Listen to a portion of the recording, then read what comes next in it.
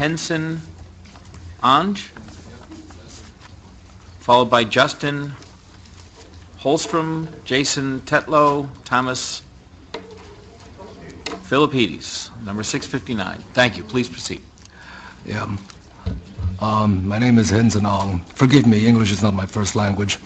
I am a legal immigrant, and I am an American by choice.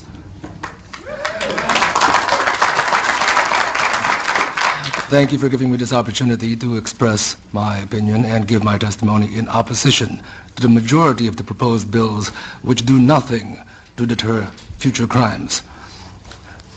Gun control does not work. Your own history is replete with high school rifle teams, Boy Scout, marksmanship merit badges. You could buy rifles at the hardware stores. You could order them, mail order, delivered to your home. Your country was awash in readily available firearms and ammunition. And yet, in your past, you did not have mass school shootings. Other people have already expressed the question, what changed? It was not that the availability of guns suddenly exploded or increased. It actually was decreased. What was changed was societal decay.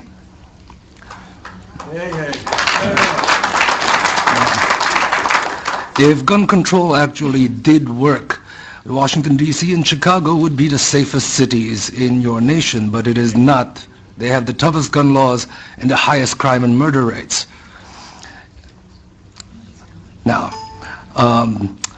some people have asked and called the AR-15. They called the AR-15 a weapon of mass killing. Well, it turns out that there are a few government agencies which disagree with that characterization. The Department of Homeland Security has stated that a rifle chambered in .556 NATO with a 30-round magazine is suitable for personal defensive use.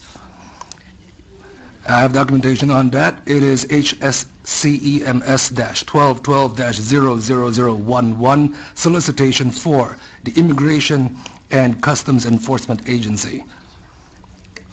Now, who needs an AR-15 with 30-round mags? That question has also been brought up.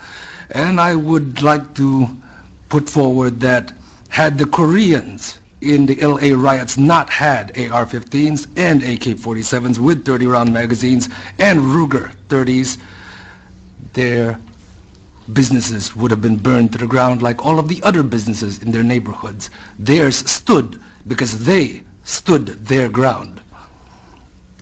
I would also put forward the conjecture that had the 10,000 students at Tiananmen Square not been unarmed, things may not have resulted in so many of them disappearing.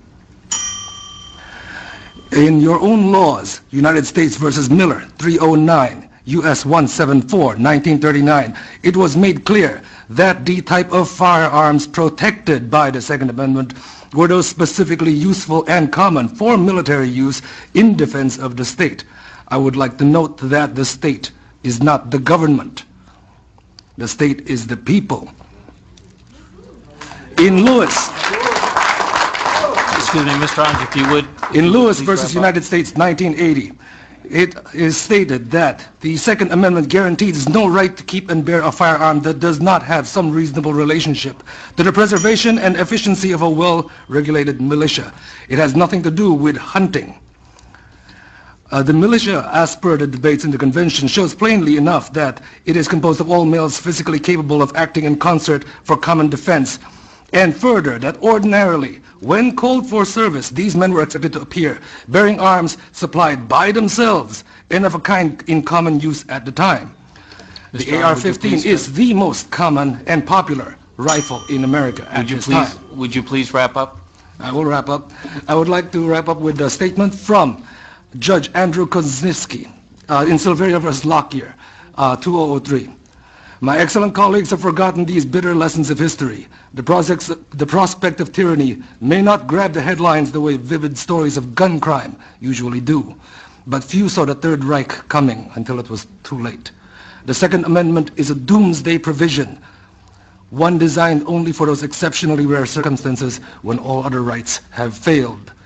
A free people can only afford to make this mistake once. Thank you.